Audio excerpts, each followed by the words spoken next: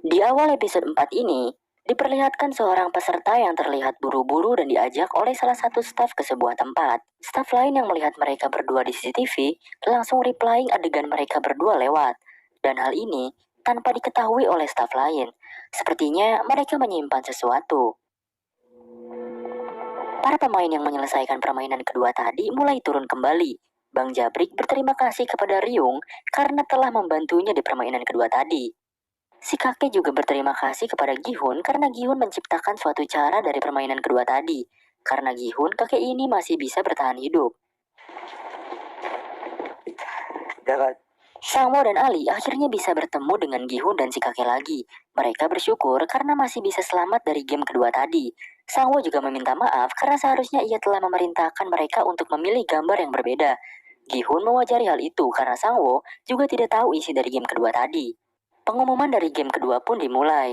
Dari 187 pemain, sebanyak 79 orang tereliminasi. Lalu turunlah tambahan uang dari setiap tereliminasinya para pemain ke dalam bola yang sudah terisi banyak uang di atas sana.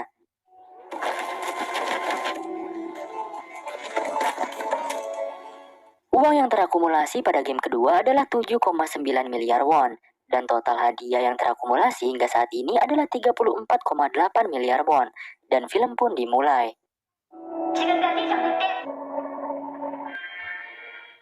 Waktu pun menunjukkan peserta untuk makan. Para staf di sana membawakan makanan mereka. Para pemain berbaris. Bang Jabrik protes karena makanan yang diberikan hanya sebuah telur dan satu botol soda. Karena merasa tak cukup, ia pun komplain.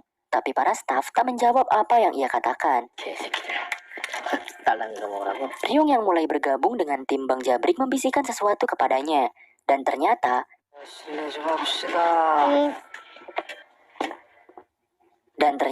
mereka melakukan keserakahan, di mana mereka menyerobot antrian lain agar mendapatkan 2 kali makanan. Cewek yang komplain pun akhirnya dibuat ketakutan oleh Bang Jabri. Singkatnya, beberapa orang dari antrian belakang pun tak kebagian makanannya. Ia komplain kepada staf, tapi ya lagi-lagi, staf tak menjawab perkataan orang-orang itu. Bahkan, ia hanya bilang kalau makanan disiapkan sesuai jumlah pemain. Hendak emosi kepada staf, pria ini pun ditodongkan senjata. Seorang cewek di lain tempat buka mulut, kalau geng Bang Jabrik lah yang menyerobot dan memakan makanan dari antrian lain, sehingga ia mendapatkannya 2 kali. Pria yang tak mendapatkan jatah makanan itu pun menghampiri geng Bang Jabrik. Ia berusaha mengambil sisa dari botol yang Bang Jabrik minum. Karena perebutan itu, membuat botol soda itu pecah. Akhirnya, Bang Jabrik pun memukuli pria itu berkali-kali, bahkan sampai pria itu terkapar tak berdaya.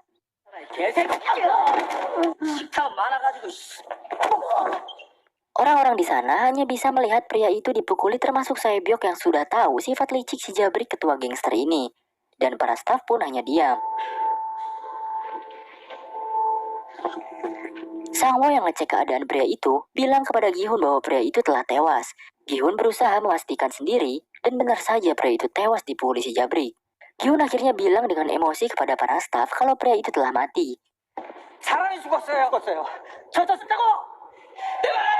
Tapi lagi-lagi, para staf itu hanya diam tak mendengarkan perkataan Gihun. Gihun emosi karena kematian pria itu di luar permainan. Tapi tiba-tiba, terdengar suara yang memberitahu bahwa pemain 271 atau pria yang tewas itu telah tereliminasi. Angka pemain yang hidup juga berkurang 1. Bahkan uang yang ada di bola sana bertambah karena kematiannya. Staf pun membawa peti untuk mengangkut mayat pria itu. Dan disinilah cikal bakal suatu maha dahsyat akan terjadi. Di suatu tempat, para staf sedang mengangkut peti-peti yang berisikan mayat. Dan di sini, detektif Jungwoo menggunakan topengnya dari lingkaran ke kotak. Setelah itu, ada staf lain yang berbicara kepada Jungwoo. Tapi staf itu kaget setelah melihat topeng Jungwoo bergambar kotak. Staf itu pun meminta maaf. Di sini membuktikan bahwa gambar dari topeng memiliki kasta tersendiri, dan kotak adalah kasta tertinggi dalam staf, dan yang terendah adalah bulat. Staf pun bilang kenapa Jungwoo atau atasan dengan topeng kotak ada di sini. Jungwoo hanya menjawab bahwa bawahannya dilarang bicara sebelum atasannya mengizinkan. Di suatu tempat, ada seorang pria berkacamata yang sedang membedah mayat dibantu oleh 2 staf lainnya. Ia mengambil organ-organ para peserta yang sudah wafat. Di lain tempat, Sangwo mengutarakan pendapatnya. Menurut Sangwo, akan ada sesuatu ketika lampu dimatikan. Ali, Gihun, dan si kakek harus tetap terjaga karena melihat situasi pembunuhan pemain tadi oleh si Jabrik. Terlihat Jabrik lagi ngobrol seperti ngerencanain sesuatu. Jadi rencana mereka, jika ada yang diserang saat mulai tidur, mereka berempat harus berkumpul di ranjang Gihun untuk bertarung bersama. Si kakek yang ketiduran akhirnya menyetujui pendapat itu karena situasi saat ini sedang berbahaya. Gihun menemui Saebyok. Ia meminta Saebyok untuk tetap berjaga saat waktu tidur dimulai dan meminta Saebyok untuk bergegas ke kasur Gihun jika terjadi sesuatu nanti. Tapi, ia tak percaya kepada siapapun di tempat ini.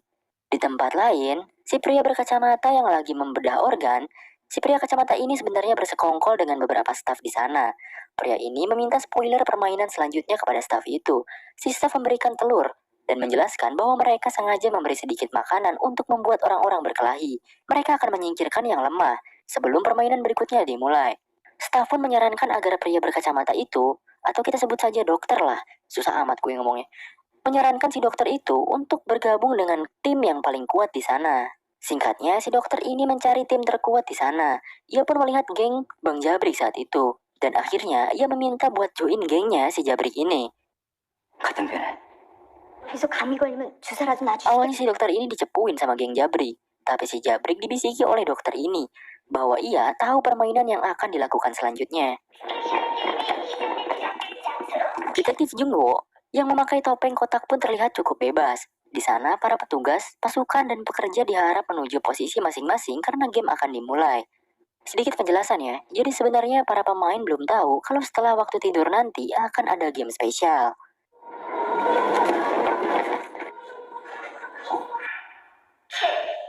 Hitungan mundur dari 30 detik pun dimulai, di mana setelah hitungan selesai, maka para peserta harus beristirahat. Terlihat Jabrik sudah siap dengan pecahan botolnya. Ia dan gengnya hendak membunuh para peserta lain. Gihun, Sangwoo, Ali, dan pemain lainnya menjaga diri dengan tidak tertidur. Tapi si kakek malah sudah pulas duluan. Di lain tempat, frontman melihat para peserta itu dengan infrared. Terlihat beberapa peserta memulai aksi pembunuhannya. Jeritan seorang wanita terdengar nyaring saat ditusuk. Keributan pun dimulai.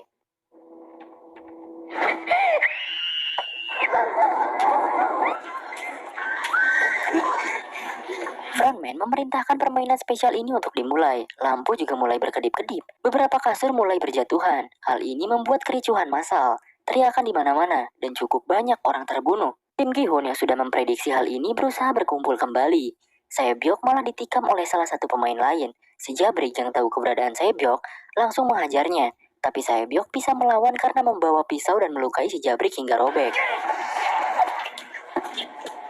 Jabrik pun mencekik Saebyok. Beruntung Saebyok bisa menendang biji si Jabrik hingga si Jabrik kesakitan. Di sini nih, gue bingung editnya cuy. Karena kedap-kedip gelap gini coba. Nah, pokoknya di sini chaos parah lah intinya.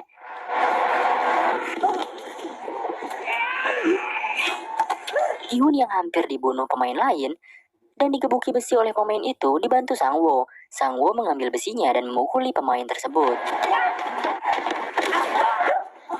Gihun, Sangwoo, dan Ali berhasil berkumpul. Perkelahian terus terjadi, adu pukul, jeritan di mana-mana. Dan tapi ternyata si kakek malah hilang dari kasurnya cuy. Dan membuat mereka bertiga panik.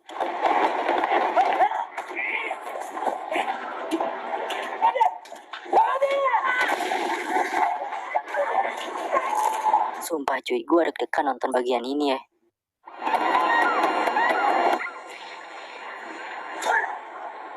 Jungwo yang menjadi pemimpin di sana mendengarkan chaosnya di luar sana. Saebyok akhirnya menghampiri Gihun. Si Jabrik yang dari tadi haus untuk membunuh Saebyok berdiri di belakangnya. Beruntung Gihun mendorong dan memukul balik si Jabrik.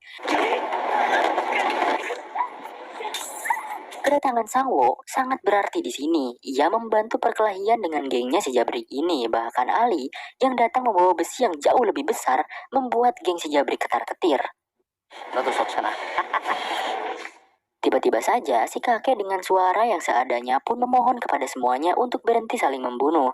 Ia berteriak sambil menggigil di atas kasur yang tertinggi.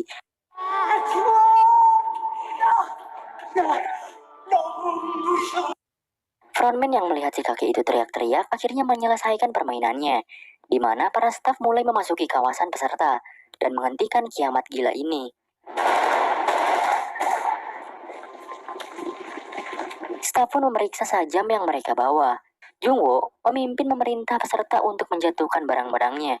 Terlihat banyak sekali korban yang mati dari kerusuhan massal ini.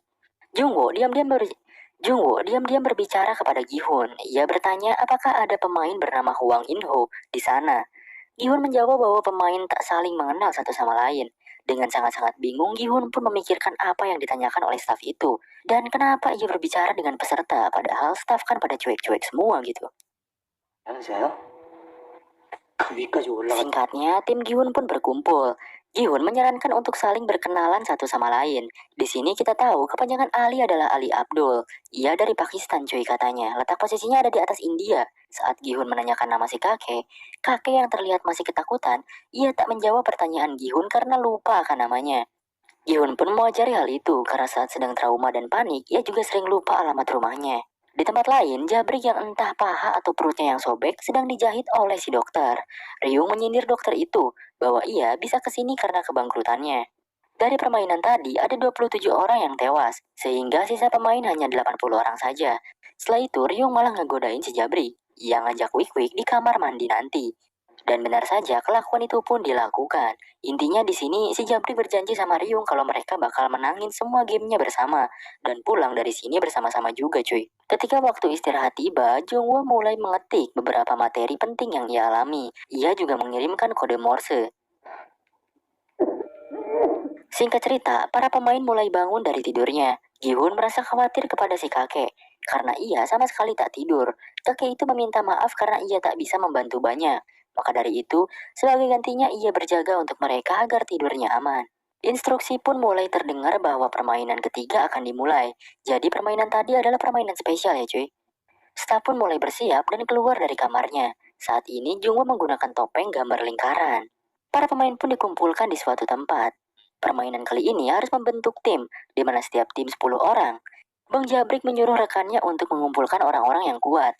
Di sisi lain, Kihun dan Sangwoo berdiskusi. Menurutnya, jika permainan bergu, kemungkinan permainannya kepala ekor naga atau ular naga. Sangwoo berkata dikarenakan ada pria tua dan seorang wanita di timnya, tim kita memerlukan lebih banyak pria lagi. Selain itu, pria akan lebih diunggulkan dari semua permainan tradisional. Akhirnya, mereka diperintah untuk mencari satu orang masing-masing, karena kurang 5 orang. Tangmo juga bilang sama Ali untuk menutupi lengannya yang memiliki kekurangan agar tidak terlihat lemah di saat mencari anggota lain.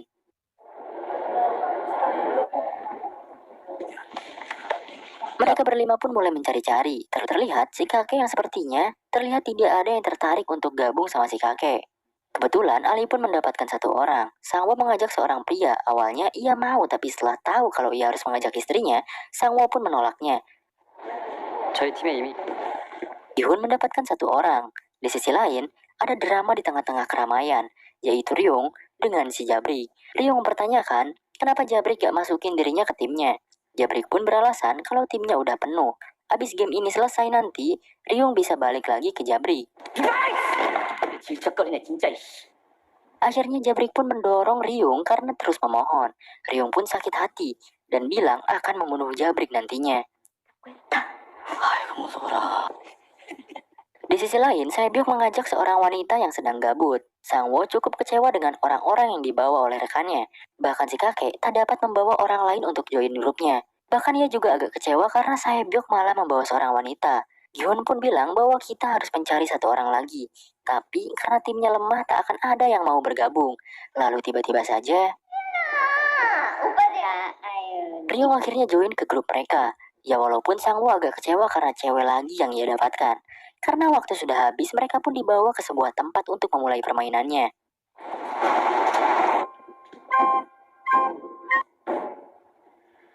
Staff pun menjelaskan permainannya, gamenya yaitu tarik tambang, di mana peserta yang kalah terpaksa akan jatuh ke bawah lantai paling dasar. Tim Jabrik cukup senang karena timnya kuat-kuat, sedangkan tim Sangwoo hanyalah kerupuk seblak semua. Staff pun mengundi setiap tim. Alhasil, tim Jabrik melawan tim 7. Terlihat Jabrik cuma senyum-senyum karena merasa lawannya itu mudah. Mereka pun bersiap untuk memulai tarik tambangnya. Lengan mereka diikat kepada tali itu sehingga tidak bisa melepasnya. Setelah siap, tembakan pun diluncurkan dan permainan pun dimulai.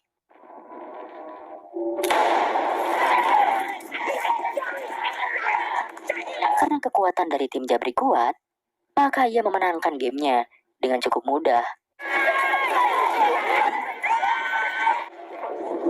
Tim 7 ini kewalahan melawan Jabri, dan mereka terseret dan bergelantung dengan talinya. Lalu, tali pun terpotong dan mereka terjatuh. Para staf pun memberesi mereka yang tereliminasi. Dan menurut gua, game kali ini sungguh sangat gila cuy. Kemungkinan jatuh dari ketinggian itu tergantung dari tingginya berapa. Jadi ada kemungkinan para pemain sekarat, tidak langsung mati. Dan ini sangat menyiksa. Staf itu pun memberikan kode dari darahnya dengan simbol plus. Permainan kedua pun diundi kembali, dan akhirnya tim Sangwo melawan tim 5. Tim 5 cukup lebih baik daripada tim Sangwo karena isinya batang semua ya. Persentase kemenangan tim 5 cukup baik ketimbang tim Sangwo. Mereka pun berjalan menuju lift untuk ke menara. Di sana mereka seperti sudah pasrah dengan keadaan, tapi si kakek berusaha menyemangati timnya ini. Katanya, tarik tambang itu bukan hanya kekuatan, tapi juga kecerdasan dan strategi. Awalnya rekannya yang lain meremehkan perkataan si kakek, tapi daripada pasrah dengan keadaan, lebih baik mendengarkan saran dari si kakek ini. Oke cuy, di sini gue bakal jelasin strategi si kakek yang mungkin bisa kalian pakai juga kalau kalian 17 Agustusan. Si kakek menceritakan bahwa ia selalu menang dalam pertandingan tarik tambang saat muda. Bahkan pernah lawan atlet katanya. Strategi si kakek pun digunakan. Pertama, orang yang berada paling depan adalah yang paling penting karena ia dekat dengan tim lawan. Jika dia lemah dan mudah putus asa, maka berakhirlah permainan ini. Kedua, orang paling belakang harus bertubuh kuat dan besar seperti jangkar kapal. Dan selanjutnya adalah penempatan dari anggota tim. Tempatkan di sebelah kanan dan kiri tali secara selang-seling. Posisikan kedua kaki sejajar dan menghadap depan. Lalu letakkan tali di antara ketiak. Dan terakhir, ini yang paling penting dan sangat penting. Untuk 10 detik pertama setelah permainan dimulai, kalian harus bertahan di tempat dan harus berbaring.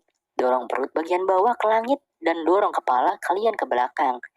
Dengan cara ini, kalian gak akan keseret sama tim lawan. Tahan sampai 10 detik saat ini. Pihak lawan akan panik dan kebingungan karena tak terseret sama sekali. Nah, kalau kalian bisa bertahan dengan posisi kayak gini, akan ada saat di mana tim lawan kehilangan ritme. Saat itu juga, tim Gihun mendapatkan ritme itu dan langsung menariknya sekuat tenaga.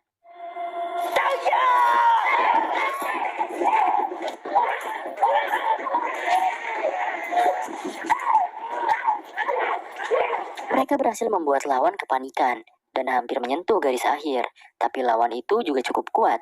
Mereka menarik kembali tali itu dan malah membuat mereka kehilangan keseimbangan.